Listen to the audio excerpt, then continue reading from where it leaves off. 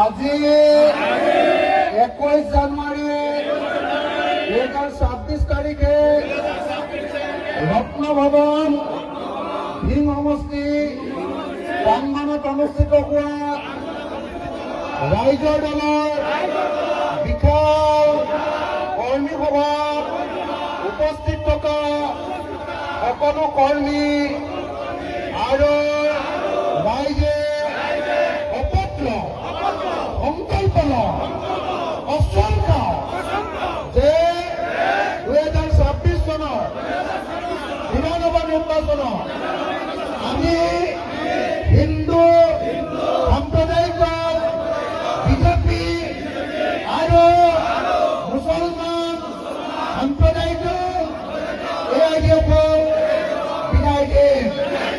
আমি হিন্দু সাম্প্ৰদায়িক দল মৌলবাদী দল চৰ্দাৰ হিমন্ত বিশ্ব শৰ্মা আৰু মুছলমান মৌলবাদী দল AIDF চৰ্দাৰ অমৰনাথ ডাঙৰীয়াক ব্ৰহ্মপুত্ৰত দলিয়াই দিয়ে।